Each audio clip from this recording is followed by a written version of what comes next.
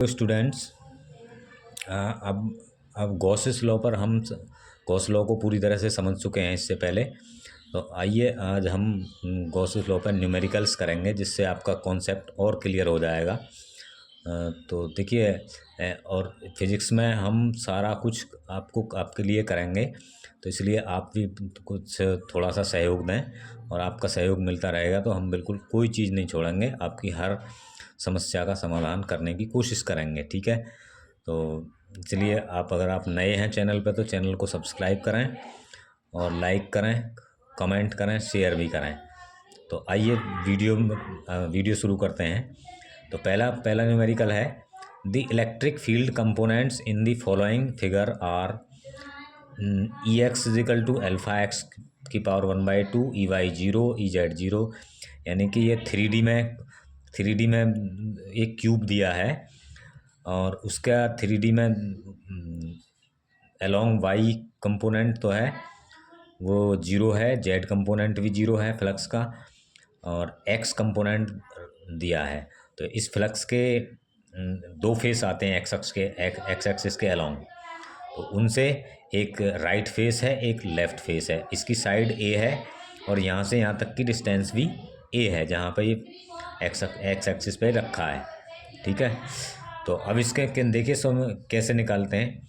तो चूँकि यहाँ गिवन है एक्स कंपोनेंट तो अल्फा एक्स स्क्वायर दिया है, वाई कंपोनेंट 0, जेड कंपोनेंट 0, तो इनको तो कुछ करना ही नहीं। तो टोटल फ्लक्स निकालना है, तो वही इस कंपोनेंट के ड्यू टू आएगा। ठीक है, तो electric field at left face पर इलेक्ट्रिक फील्ड कितना होगा, ई एल इजिकल टू, वो दिया हुआ है क्योंकि ई एक्स दिया हुआ है, तो एक्स की जगह पे एल रखेंगे हम, तो लेफ़्ट फेस पे आ जाएगा इसी जो आपका दिया है। तो अल्फ़ा एक्स की पावर 1/2, एक्स की वैल्यू रख दीजिए अल्फ़ा ए स्क्वायर की पावर ए की पावर 1/2, एक्स इजिकल टू ए। अब राइट फेस पे कितना है, अल्फ़ा एक्स की पावर 1/2, राइट फेस की जो डिस्टेंस है वो है 2a, तो अल्फ़ा 2a की पावर 1/2, तो यहाँ हो जाएगा एक्स इजिकल टू 2a है। अब इलेक्ट्रिक फील्ड हमें मालूम हो गया, तो हम वो निकाल सकते हैं फ्लक्स। तो लेफ्ट फेस पे फ्लक्स कितना है, फाई एल, तो electric field into surface dot surface. तो डॉट सरफेस का मतलब इसका एरिया वेक्टर दिया है, तो एरिया वेक्टर और इलेक्ट्रिक फील्ड के बीच डॉट हो जाएगा। अब तो ये हो जाएगा इनके बीच कॉस थीटा, और थीटा क्या है, क्योंकि इस डायरेक्शन से ये पाई, ये अपोजिट डायरेक्शन में है, तो इनके बीच का एंगल जो है वो पाई है, एक 180। तो वो कॉस 180 की वैल्यू -1 होती है, तो यहाँ पे ये आ गया minus E L delta S. और डेल्टा एस की वैल्यू पूरे सरफेस के लिए निकालेंगे तो क्या है, डेल्टा एस की वैल्यू होगी ए स्क्वायर, क्योंकि स्क्वायर का जो सरफेस एरिया होता है ए स्क्वायर होता है। सिमिलरली जो है फ्लक्स ऑन राइट सरफेस, तो electric field into D S, तो क्या होगा, तो D S E R into N R, क्योंकि एन तो यूनिट वेक्टर है, एरिया वेक्टर, तो इनके बीच में एंगल 0, तो इसकी वैल्यू 1 होगी, कॉस 0 की वैल्यू 1 होगी, 1। तो यहाँ E R D S cos theta, E R D S cos theta, तो ई आर डी एस हो जाएगा ये, और ई आर ए स्क्वायर हो जाएगा। अब आगे है यहाँ, अब नेट फ्लक्स जब हमें दोनों का निकाल लिया, तो नेट फ्लक्स कितना होगा दोनों का टोटल। अब एक माइनस का एक प्लस का, तो डिफरेंस आ जाएगा, फिर माइनस आ जाएगा प्लस की जगह पे। ए स्क्वायर इनमें से कॉमन ले लीजिए, तो E R minus E L. अब ई आर और ई एल की वैल्यू रख दीजिए। ई आर की वैल्यू है अल्फ़ा 2a की पावर 1/2 माइनस अल्फ़ा ए की पावर 1/2। तो अल्फ़ा कॉमन ले लीजिए, अल्फ़ा ए स्क्वायर बाहर, 2a की पावर 1/2, ए की पावर 1/2, तो ए की पावर 1/2 भी कॉमन आ गई, तो यहाँ √2 हो गया, क्योंकि 2 की पावर 1/2 का मतलब √2 -1, और ए की पावर हो गई 5/2, दोनों जुड़ गई है। अल्फ़ा ऐसे ही रहेगा √। अब इसकी वैल्यू रख दीजिए, अल्फ़ा की वैल्यू क्या है, 800 दी हुई है, 800, 0.1 की पावर 5/2। इसे सॉल्व कैसे करेंगे देखिए, बताऊंगा। और √2 -1, तो 800 इंटू, इसको लिख सकते हैं 1/10, 0.1 को। अब इसे क्या बार लिखेंगे, 1/10 की पावर 1/2 5 बार लिखी जाएगी, तभी तो पावर जुड़ के 5/2 होगी ना। तो अब अंडर रूट 1 की पावर तो कितनी भी लिख दो, हैं, तो वो तो 1 ही रहेगा। अब 10 की पावर अंडर रूट 10 की पावर 4 बार का मतलब हो गया 100, और एक अंडर रूट 10 बच गया, तो 100 से ये दो दो जीरो कट गई। अब यहाँ अंडर रूट 2 की वैल्यू होती है 1.41 -1, तो 0.41 बची। तो अब अंडर रूट 10 की वैल्यू रखिए 3.16 और ये 0.1, तो इन दोनों में पॉइंट हट जाएगा क्योंकि सेम डिजिट है।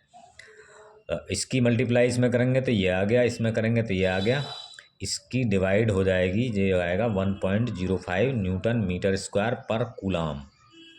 ठीक है, ये आ गया। तो इसमें कुछ नहीं करना, बस दोनों फेस पर फ्लक्स निकालना है, और इलेक्ट्रिक फील्ड दिया हुआ है और अल्फा की वैल्यू भी दी हुई है, तो बस दोनों को जोड़ देना है, बस निकल आएगा, कुछ नहीं करना। तो अब देखिए क्वेश्चन नंबर 2 में क्या है, ऐसा ही सवाल, ऐसा ही क्वेश्चन है।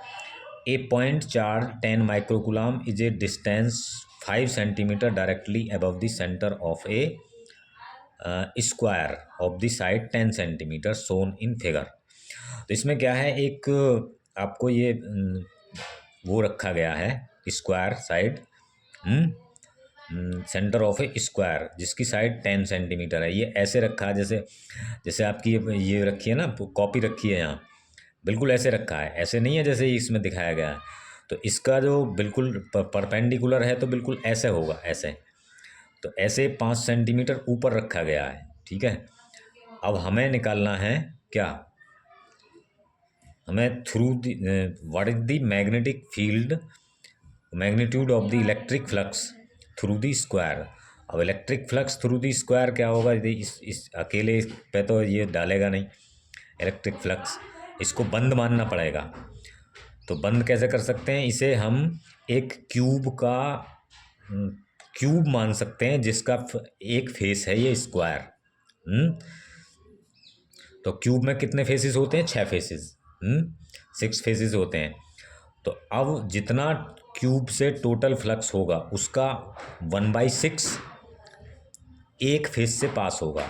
हमने तुम्हें जब गॉस लॉ के इम्पोर्टेंट पॉइंट लिखवाए थे भी, तो φ/n इजिकल टू Q/ε0n। तो n की जन क्या है, नंबर ऑफ फेसेस, सिमेट्रिकल, तो इसे क्यूब मानना पड़ेगा। तो हम इसे मान सकते हैं, we can consider the given square as an face of a cube with edge 10 centimetre, जिसकी हम एक क्यूब मान सकते हैं जिसकी साइड जो है 10 सेंटीमीटर है। तो क्यूब में 6 फेसेस होते हैं, तो एक फेस से तो यहाँ लिखना पड़ेगा, हमें यहाँ लिखना चाहिए flux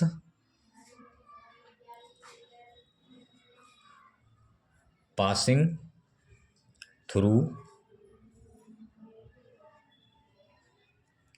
the square, the square.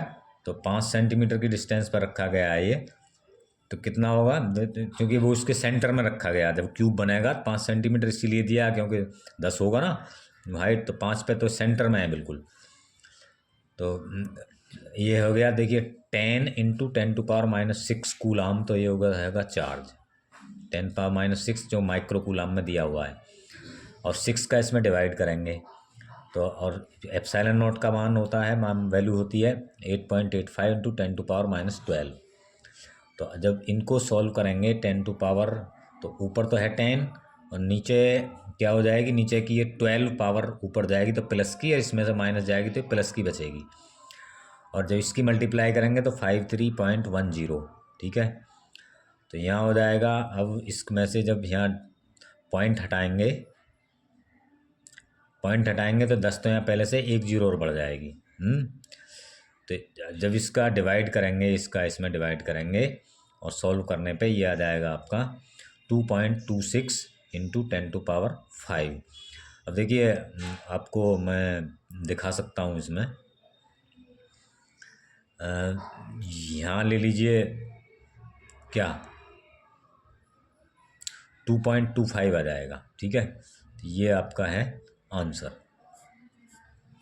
तो तो थैंक यू।